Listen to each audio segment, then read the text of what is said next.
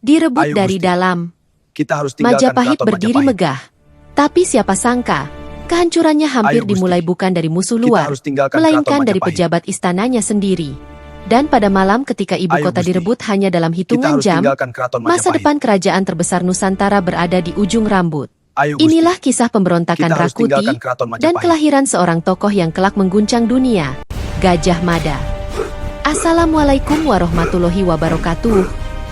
Salam sejahtera untuk kita semua, dan selamat datang kembali di channel ini. Jangan lupa subscribe, like, dan tinggalkan komentar untuk mendukung channel ini terus menghadirkan kisah-kisah sejarah Nusantara yang megah dan mendalam. Pendapat kalian Menyerahlah sangat kau, berarti Rakuti! untuk perkembangan Tidak! channel ini. Semoga apa yang kita pelajari hari ini menambah wawasan, membuka perspektif baru, dan menjadikan kita lebih cinta pada sejarah bangsa. Amin. Istana Majapahit pada masa pemerintahan Raja Jayanegara tampak seperti bangunan Mahaindah yang seakan dibuat dari cahaya pagi, berdiri megah di tepi sungai Brantas. Dari kejauhan, tembok-tembok merah bata yang disusun rapi memantulkan sinar matahari seperti dinding yang diberkahi kekuatan para dewa.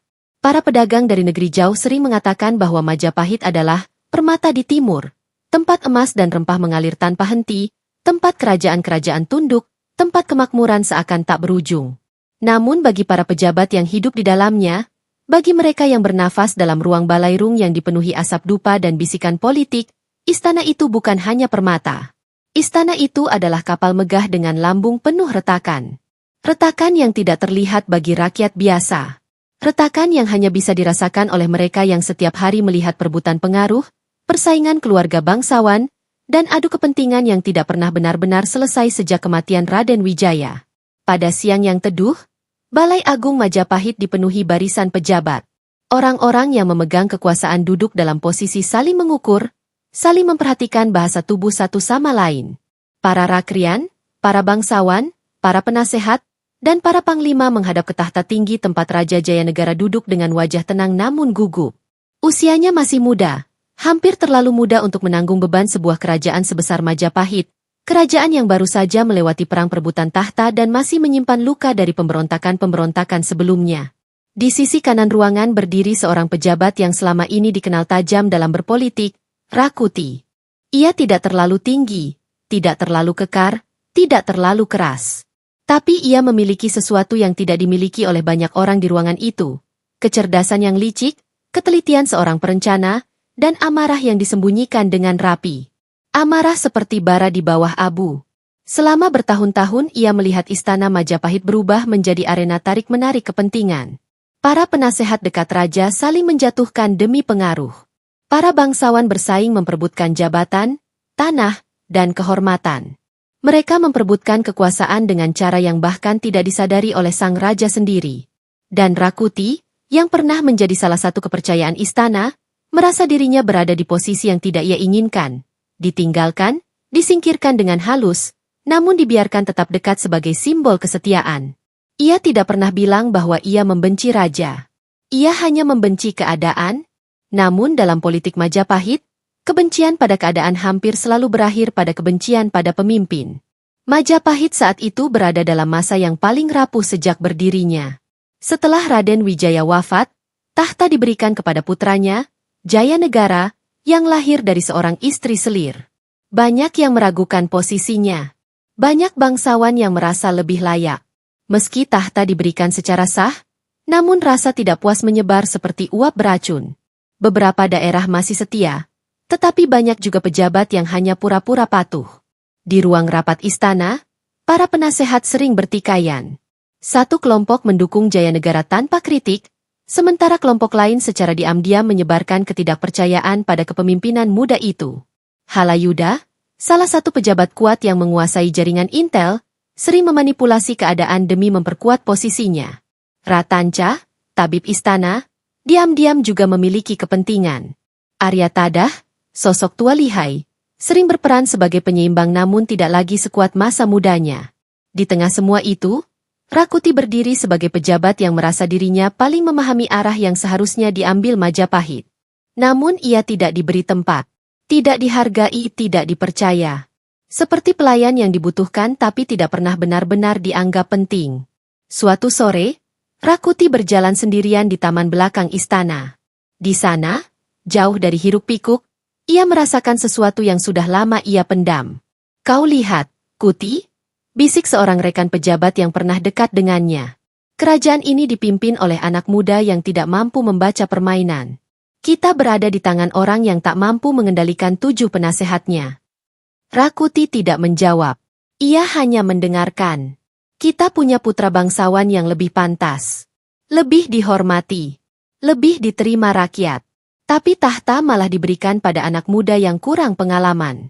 Ini bukan keputusan bijak, lanjut temannya. Ucapan itu menancap dalam hati Rakuti. Sebenarnya, ia tahu apa yang ia rasakan.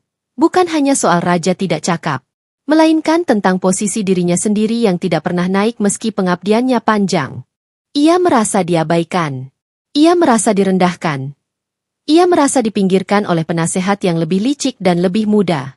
Dan ketika seseorang yang cerdas merasa dipinggirkan, ketika kepahitan itu dicampur dengan ambisi, hasilnya adalah racun. Racun yang lambat, tapi pasti.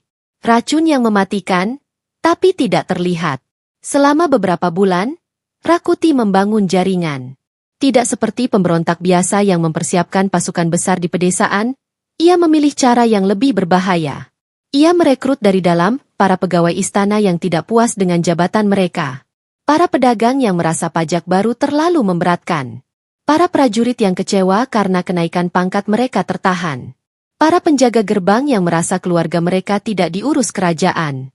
Mereka bukan pasukan terlatih, tetapi mereka adalah orang-orang yang memegang fungsi vital istana.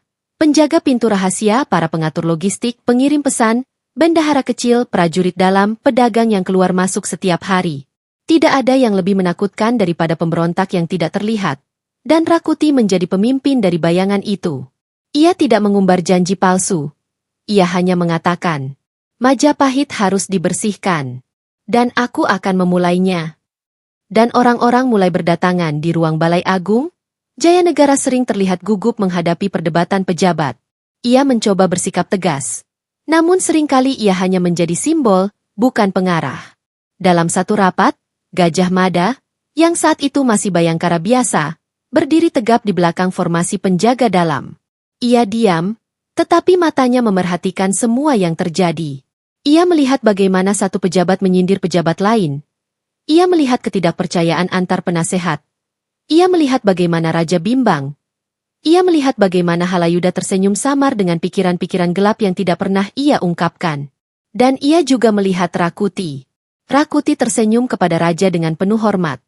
Namun sorot matanya dingin, tajam, dan penuh hitungan. Seperti ular yang sedang menunggu waktu. Gajah Mada mencatat itu dalam hatinya. Ia tidak tahu apa yang akan terjadi. Namun ia tahu satu hal. Majapahit berada di tepi jurang. Dan ia benar. Semua dimulai pada malam tanpa bintang. Saat penjaga istana yang biasanya berjaga ketat terlihat sedikit lebih longgar.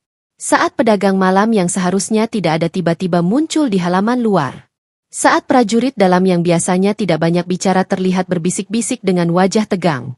Dan Rakuti, dengan jubah sederhana, berdiri di balik bayang-bayang pintu besar. Ia mengangkat tangan. Itu saja. Tidak ada pekikan perang, tidak ada genderang.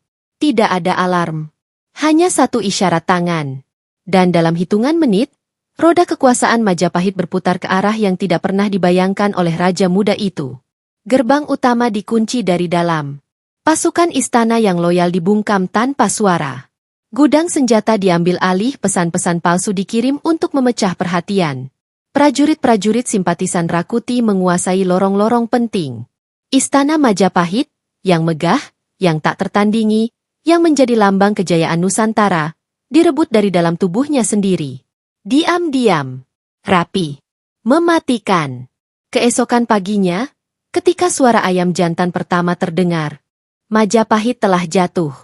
Dan Rakuti berdiri di tengah istana yang kini berada dalam genggamannya. Ia tersenyum. Bukan karena ia berhasil, melainkan karena ia tahu, ini baru permulaan. Keesokan harinya, kabar menyebar ke seluruh istana seperti angin kering. Rakuti telah mengambil alih kekuasaan. Gerbang sudah dikuasai. Gudang senjata jatuh. Penasehat raja melarikan diri.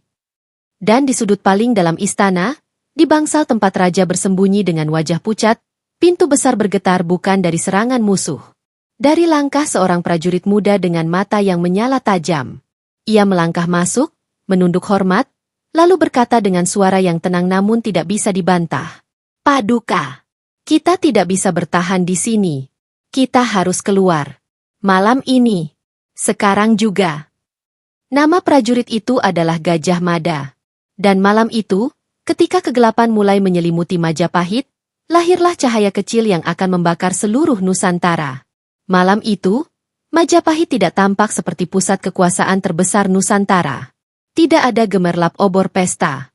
Tidak ada suara gamelan. Tidak ada pedagang yang masih berjualan di halaman luar istana.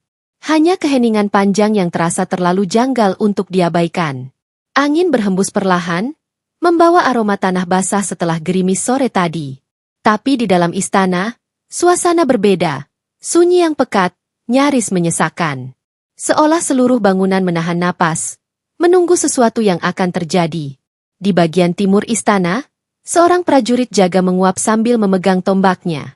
Ia tidak menyadari bahwa malam itu adalah malam terakhir ia melihat istana seperti biasa. Tidak ada yang menyadari, kecuali satu orang, Rakuti.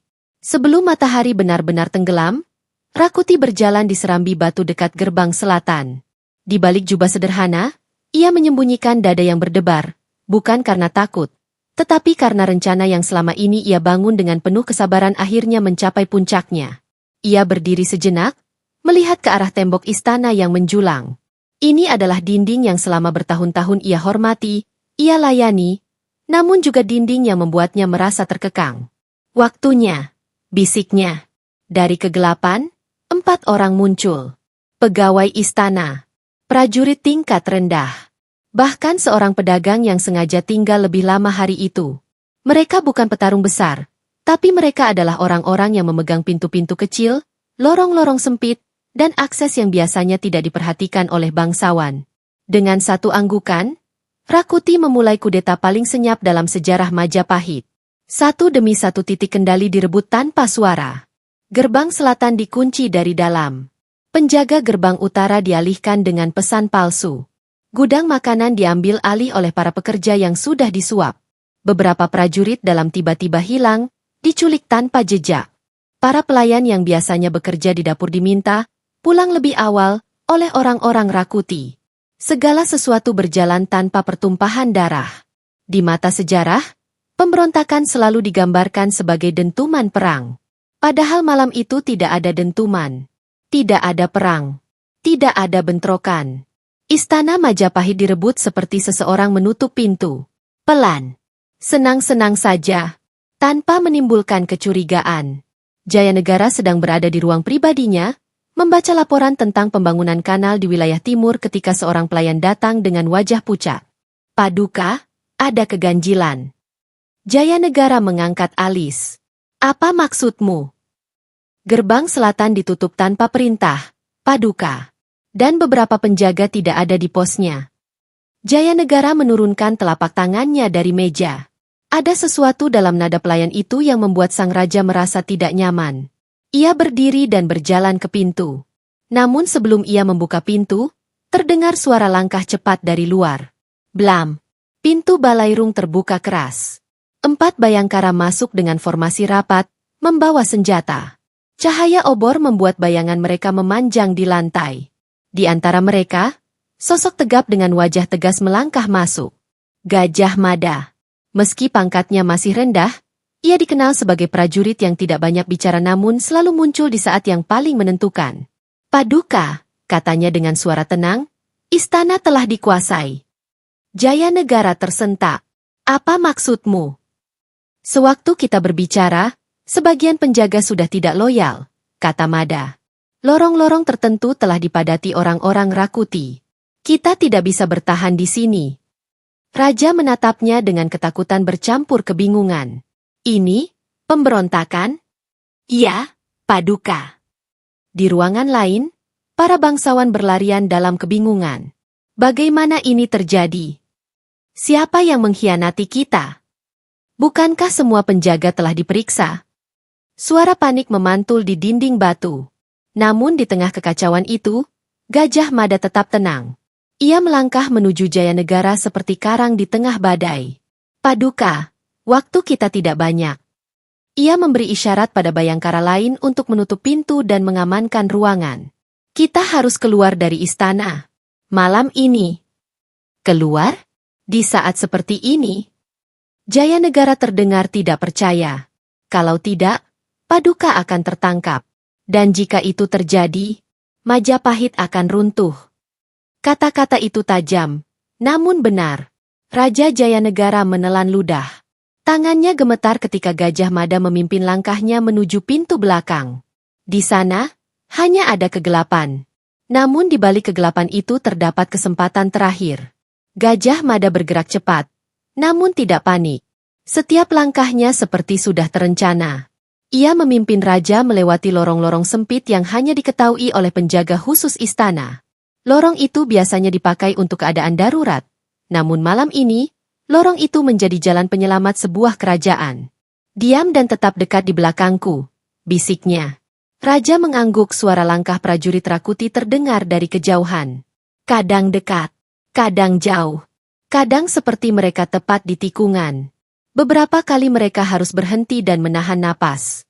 Di satu tikungan, Bayangkara hampir bentrok dengan pasukan simpatisan Rakuti. Tetapi Gajah Mada mengangkat tangan, memberi isyarat tertentu, dan seluruh pasukannya berhenti seolah waktu membeku. Dengan gerakan halus, ia memeriksa sudut lorong. Setelah memastikan aman, ia memberi isyarat untuk melanjutkan. Itu bukan keberuntungan. Itu insting seorang pemimpin besar. Saat mereka tiba di taman belakang, lampu-lampu minyak terlihat di kejauhan. Gajah Mada mendengus. "Pengejar," katanya pelan. Dua Bayangkara segera menutup jalan dengan tubuh mereka. Dua lainnya membawa raja ke bagian kebun yang lebih gelap. Ke arah sungai. Perintah Mada. Raja menatapnya dengan heran. Sungai? Di malam seperti ini? Tidak ada yang mencari raja melalui lumpur dan semak. Mereka berlari. Menyibak ilalang. Menerobos semak-semak berduri. Bahkan Jayanegara beberapa kali hampir terjatuh. Tetapi Mada selalu menangkap lengannya tepat sebelum ia kehilangan keseimbangan. 3 kali pasukan Rakuti melintas hanya beberapa langkah dari mereka. 3 kali pula Gajah Mada menahan napas semua orang agar tidak bersuara. Disinilah seorang raja, yang terbiasa dipayungi upacara megah, harus merasakan dingin malam, bau tanah basah, dan rasa takut yang tidak pernah ia bayangkan sebelumnya. Disinilah seorang Bayangkara muda berubah menjadi pelindung negara. Setelah perjalanan yang seolah tidak ada ujungnya, mereka akhirnya mencapai tepian hutan. Di sana, suara aliran sungai terdengar. Mereka mengikuti sungai itu hingga mencapai tempat yang pernah jadi pos pengawasan kecil. Bedande. Sebuah wilayah kecil, jauh dari pusat kota, dan hampir tidak dikenal sebagai tempat penting. Justru karena itulah tempat ini aman. Ketika raja akhirnya bisa duduk di batu besar sambil menarik napas, Gajah Mada berdiri di depan pasukannya. Bukan untuk beristirahat. Bukan untuk bersyukur atas selamatnya mereka. Tapi untuk melakukan hal yang seharusnya dilakukan oleh seorang pemimpin sejati, menyusun langkah berikutnya. Mulai malam ini, katanya, suaranya tegas, kita melawan. Bayangkara menatapnya. Tidak ada yang membantah. Tidak ada yang ragu. Jayanegara memandangnya seperti melihat seseorang yang baru ia sadari selama ini berada di dekatnya. Seorang yang lebih dari prajurit. Seorang yang akan menjadi penentu masa depan Majapahit. Malam itu, ketika rombongan pelarian Gajah Mada akhirnya tiba di Bedander, sebuah dusun aman di luar pusat Majapahit, angin dini hari berembus seperti helaan napas panjang bumi yang letih. Bedander bukan kota besar, bukan pula benteng kuat dengan tembok tinggi dan penjaga bersenjata lengkap. Ia hanya kampung kecil yang hidup dari sawah, ternak, dan perdagangan sederhana. Namun malam itu, Bedander menjelma menjadi titik balik sejarah Majapahit. Di tikungan sungai yang membelah dusun kecil itu, rombongan yang letih berhenti. Raja Jayanegara turun dari tandu dengan wajah pucat. Seumur hidup, ia belum pernah merasakan ancaman sedekat ini. Ancaman yang muncul bukan dari musuh luar, melainkan dari dalam keluarganya sendiri. Bayangkara mengelilingi raja, mata mereka terus waspada menembus gelap. Di antara mereka, Berdiri seorang pemuda yang sedang dibentuk oleh malam itu, Gajah Mada. Baju kulitnya sobek. Peluh mengalir seperti garis tinta yang menodai wajahnya. Namun tatapannya, tajam, jernih, tanpa keraguan sedikit pun. Paduka, ucap Mada sambil menunduk. Kita aman untuk sementara. Tapi malam ini hanya kemenangan kecil. Rakuti akan mencari. Kita harus bergerak sebelum fajar. Jayanegara menatap Mada dengan mata yang masih menyimpan ketakutan. Namun di dasar ketakutan itu, ada secercah kepercayaan. Percikan pertama yang kelak menjadi pijakan kehebatan Gajah Mada. Lakukan yang perlu, Mada, jawab raja dengan suara lemah. Selamatkan aku, selamatkan Majapahit. Ucapan itu, meski lirih, menjadi sebuah mandat yang akan mengguncang sejarah Nusantara. Tak butuh lama bagi Gajah Mada untuk memahami situasi. Rakuti bukan pemberontak ceroboh. Ia seorang pejabat tinggi, seorang rakrian yang memiliki jaringan luas, pengetahuan mendalam tentang birokrasi istana, dan tekad yang dipupuk oleh kemarahan bertahun-tahun. Jika Majapahit ingin bangkit, perlawanan tak bisa mengandalkan amarah. Ia membutuhkan struktur, disiplin, dan kecerdasan. Maka dimulailah 3 langkah besar Mada. 1. Mengumpulkan loyalis. Mada mengirimkan utusan terpercaya ke berbagai titik di kerajaan. Daha, Tumapel, Jipang, Lasem, Pasuruan serta pos-pos kecil perbatasan yang tidak terpengaruh jaringan Rakuti. Ia tahu bahwa sebagian besar wilayah Majapahit tidak mendukung pemberontakan. Rakuti hanya menguasai ibu kota, bukan seluruh kerajaan. Kekuasaan yang hanya bertumpu pada pusat tanpa fondasi di daerah adalah seperti pohon besar dengan akar rapuh. Setiap utusan diperintahkan untuk menyebarkan berita bahwa raja masih hidup, memberitahu bahwa pemberontakan belum sah, menghimpun prajurit yang setia dan rakyat yang ingin mempertahankan Majapahit, dan pesan terakhir, bergabunglah di Bedande. Gajah Mada memimpin. Nama itu mulai beresonansi. Respek muncul bahkan sebelum Mada punya jabatan besar. 2. Membangun barak sementara. Di tepi sungai, Mada memerintahkan pembangunan barak-barak kecil dari bambu. Tidak mewah, bahkan amat sederhana, tapi fungsional. Tempat berlindung prajurit, ruang penyimpanan logistik, ruang diskusi strategi pos pengintai, dapur umum. Semua dilakukan tanpa mengganggu rakyat Bedander, karena ia tahu, sekali rakyat merasa terganggu, dukungan akan runtuh. Mada memastikan hubungan antara prajurit dan rakyat tetap baik. Jangan ambil beras tanpa izin. Jangan ganggu ladang. Jangan sentuh ternak. Kita ada di sini untuk Majapahit, bukan untuk menjadi beban. Bayangkara mengangguk dan mematuhi, karena mereka tahu, komandan mereka bukan sekadar pemimpin, tapi teladan. 3. Membangun sistem informasi dan pengintaian. Ini langkah paling menentukan. Mada sadar Rakuti pasti sedang mencari lokasi raja, memperkuat ibu kota, menutup jalur suplai, mengawasi semua pergerakan pasukan. Untuk menghadapi musuh seperti itu, diperlukan mata dan telinga di mana-mana. Maka ia memerintahkan jaringan pengintai yang tersebar dalam lapisan 3. Pengintai desa, yang menyamar sebagai petani, pedagang, atau pembawa kabar. Unit cepat Bayangkara, yang bergerak melintasi hutan dengan kecepatan luar biasa. Utusan intel tingkat tinggi, yang memiliki akses ke pejabat istana yang masih setia. Dalam waktu singkat, Mada mengetahui kondisi ibu kota lebih baik daripada Rakuti sendiri. Benteng kecil Bedander kini dipenuhi.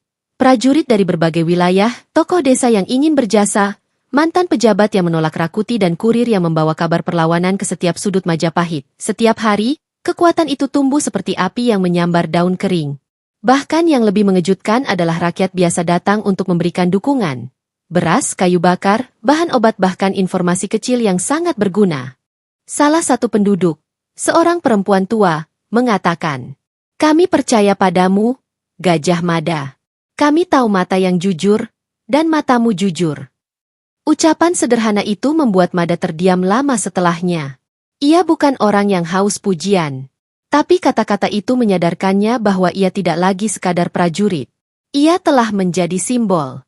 Setiap malam, pasukan yang datang baru melalui pelatihan langsung oleh Mada. Bagaimana bergerak cepat dalam kelompok kecil. Bagaimana memutus jalur suplai musuh. Bagaimana menyerang titik vital tanpa terdeteksi. Bagaimana bertahan meski dalam jumlah kecil. Ia mengajarkan satu prinsip penting. Kita bukan pasukan besar. Kita adalah bayangan yang menggerogoti kekuasaan Rakuti tanpa ia sadari. Prajurit mendengar, mengangguk, dan belajar dengan disiplin tinggi. Salah satu bayangkara senior berkata, "Komandan, perlawanan ini seolah sudah tertulis." Mada menatap api unggun yang membakar malam. Bukan tertulis. Kita yang menuliskannya. Tidak perlu waktu lama hingga tekanan kecil dari luar mulai mengguncang ibu kota Majapahit. Satu jaringan logistik Rakuti mulai robek. Pasukan Mada menghentikan karavan yang membawa senjata, beras dan perbekalan untuk pasukan pemberontak. Mereka tidak membunuh para pengawal, kecuali terpaksa. Mereka hanya memutus aliran suplai. Dalam perang, logistik lebih menentukan daripada 100 pedang. Dua pengawal istana mulai ragu. Banyak pengawal istana yang sebenarnya tidak membenci raja, hanya terjebak oleh ketakutan atau janji kosong Rakuti. Ketika mereka mendengar bahwa raja selamat, dan diselamatkan oleh Gajah Mada, keraguan mulai tumbuh. Informasi kecil ini laksana air yang merambat masuk retakan kekuasaan Rakuti. 3 perwira tinggi mulai berjarak. Beberapa perwira yang pernah bersumpah setia pada Majapahit mulai diam-diam mengirim pesan pada Mada. Salah satu surat paling menggetarkan berbunyi, "Jika raja masih hidup, maka kami belum pernah berganti kesetiaan." Mada membaca surat itu dalam diam, lalu menyimpannya di balik sabuk kulitnya. Dalam masa pengungsian, Jayanegara melihat sisi Mada yang tak pernah ia sadari. Tidak pernah mengeluh, tidak pernah menunjukkan ketakutan, tidak pernah kehilangan arah dan mampu menggerakkan puluhan, ratusan, bahkan ribuan orang dengan ketenangan. Ada momen kecil tetapi penting yang menjadi titik balik kepercayaan. Suatu malam, raja berkata lirih, "Mada, apakah kau tidak takut?" Gajah Mada menatap ke arah hutan, seolah memandang masa depan yang belum ada bentuknya. "Takut, Paduka. Tapi ketakutan tidak boleh memimpin kita." Jawaban itu sederhana, tapi mengubah cara raja memandang dirinya. Untuk pertama kalinya, Jayanegara melihat seseorang yang bisa ia percaya sepenuhnya, mungkin lebih dari siapapun sebelumnya. Semakin lama, Bedander berubah. Dari dusun kecil menjadi pusat perlawanan, dari tempat singgah menjadi markas besar, dari titik pelarian menjadi titik balik. Ada hari ketika hampir 1.000 orang berkumpul di dataran tepi sungai itu.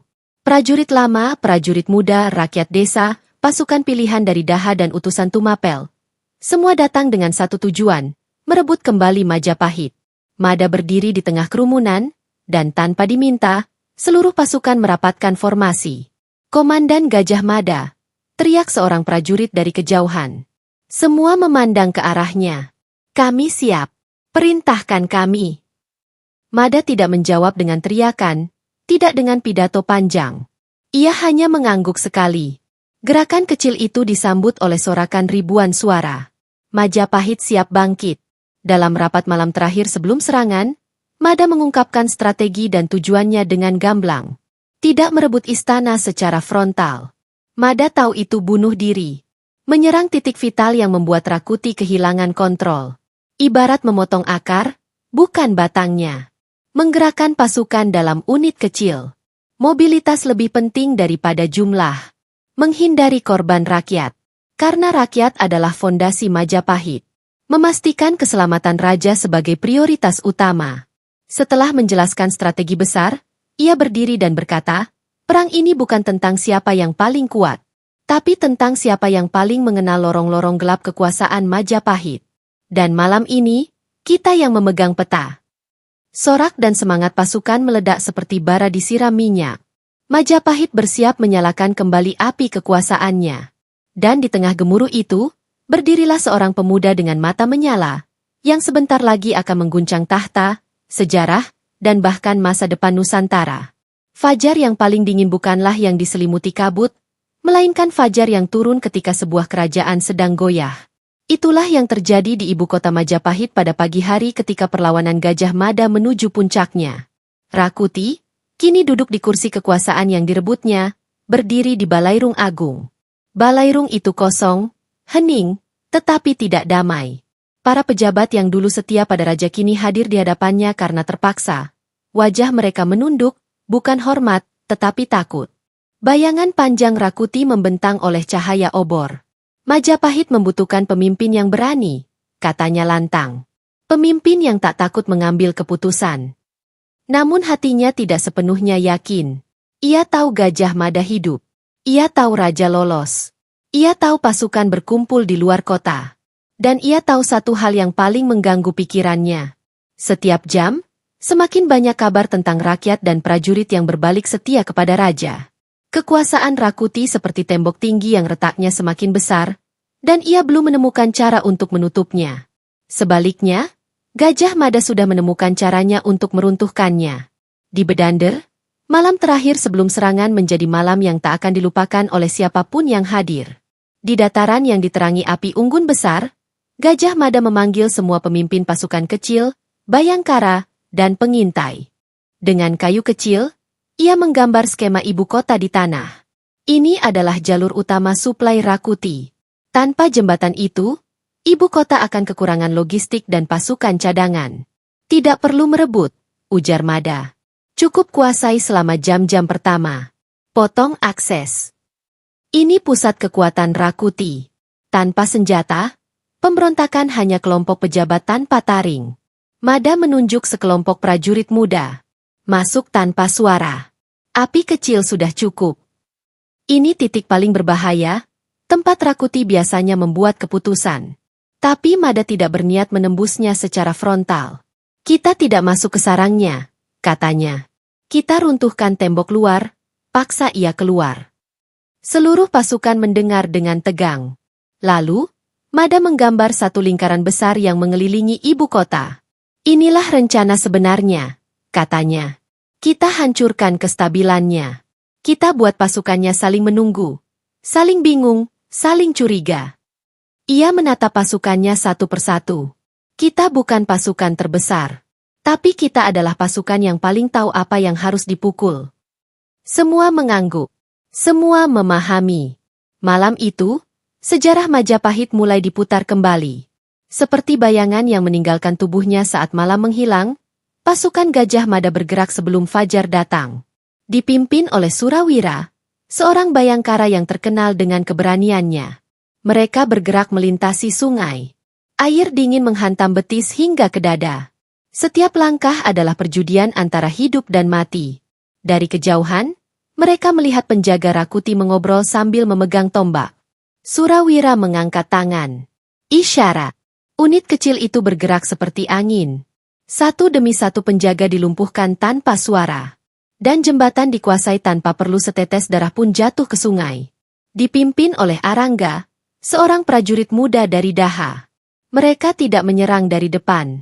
Mereka masuk melalui rumah-rumah rakyat yang berada di sisi dalam, berjalan dari atap ke atap, turun ke pekarangan, dan akhirnya menyusup lewat dinding belakang gudang.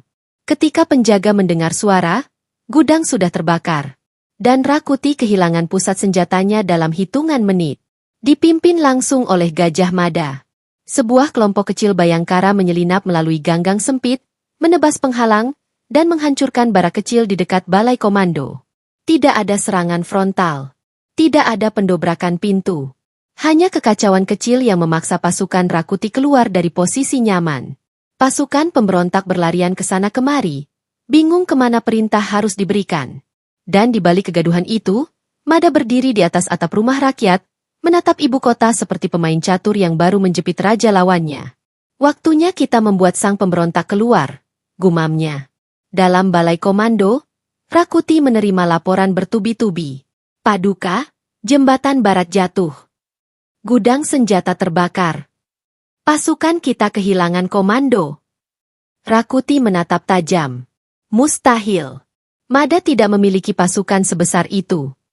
Tidak, Paduka, ia tidak menggunakan pasukan besar. Ia menggunakan pasukan kecil, tapi banyak. Rakuti memukul meja. Dia bukan prajurit. Dia bukan patih. Bagaimana dia bisa menghancurkan ini semua? Seorang penasihat menjawab gemetar. Karena dia masih setia pada raja. Dan rakyat mendukungnya. Itulah hal yang tidak pernah Rakuti pahami. Kekuasaan yang dirampas tidak pernah berdiri kuat. Kesetiaan yang dipaksa tidak pernah bertahan lama. Dan pada pagi itu, seluruh Majapahit mulai menunjukkan keberpihakannya. Saat matahari mulai naik, tiga hal terjadi hampir bersamaan. Satu pasukan ditarik dari arah timur untuk menahan serangan. Pasukan lain ditarik dari utara untuk menjaga jembatan. Karena tidak ada komando jelas, mereka saling mengira musuh. Benturan internal tak terhindarkan. Suara teriakan memenuhi jalan-jalan ibu kota. Siapa kalian? Dari unit mana? Kami dari unit ke-7. Kami tidak punya unit ke-7. Kekacauan menjadi berita buruk kedua bagi Rakuti. Pasukannya sendiri tidak lagi mengenali sesama. Rakyat membuka pintu kecil bagi pasukan Mada untuk lewat. Mereka menyembunyikan prajurit yang terluka. Mereka memadamkan api di titik strategis agar pasukan Mada bisa lewat. Seseorang berkata sambil memberikan mangkuk air pada prajurit muda, untuk Majapahit. Itu lebih kuat dari 1000 pedang.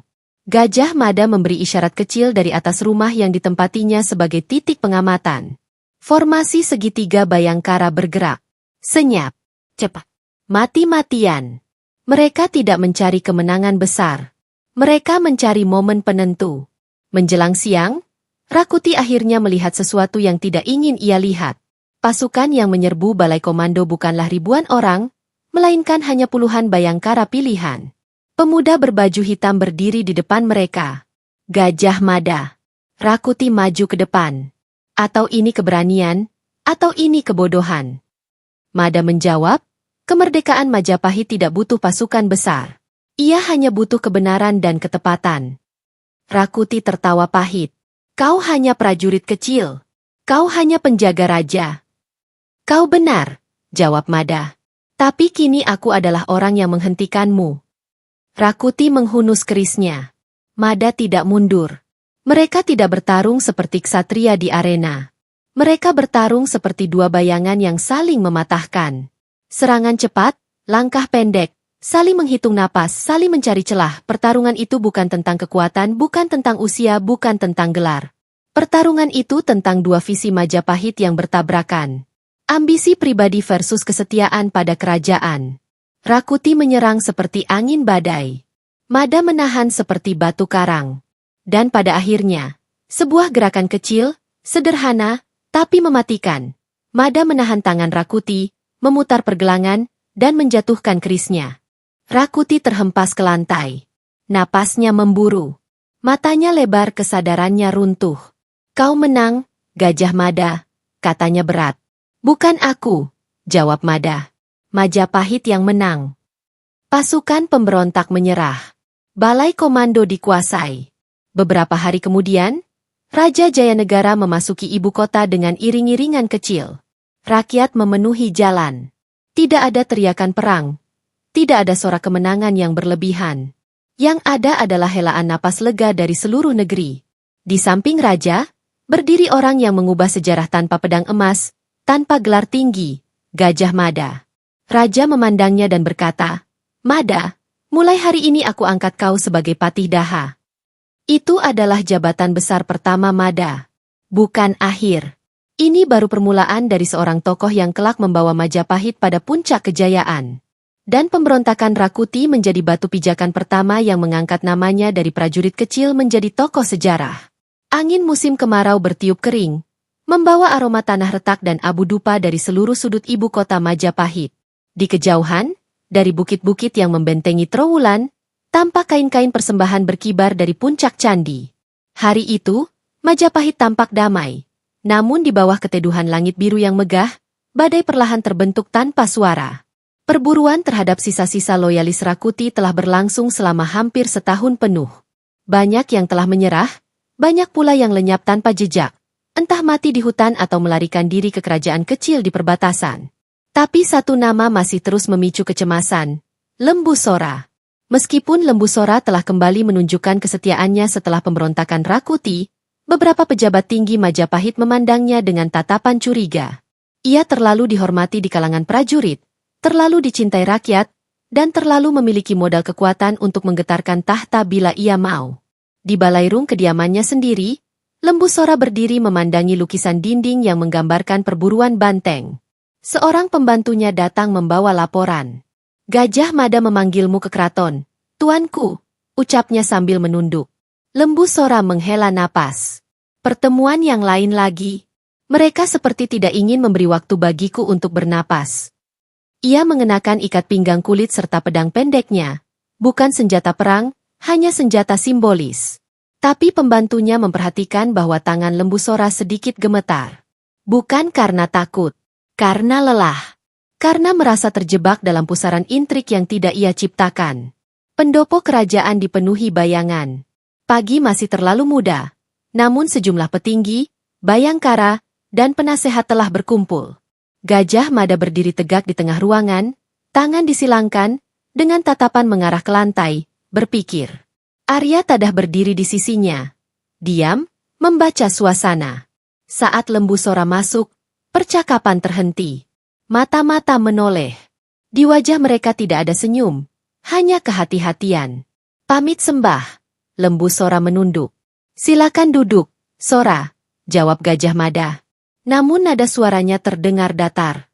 Ketegangan itu begitu tebal hingga bisa diraba. Gajah Mada melangkah maju. Apa yang akan dilakukan Gajah Mada terhadap lembu Sora? Jawabannya akan Anda temukan di episode selanjutnya. Pemberontakan Rakuti mungkin hanya salah satu episode dalam sejarah Majapahit, tetapi dari sinilah muncul seorang tokoh yang kelak menyatukan Nusantara.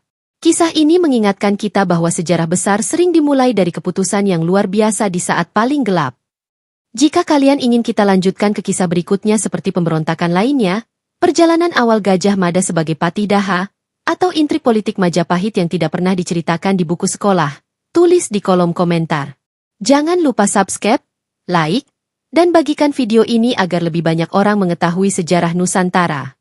Sampai jumpa di episode selanjutnya. Wassalamualaikum warahmatullahi wabarakatuh.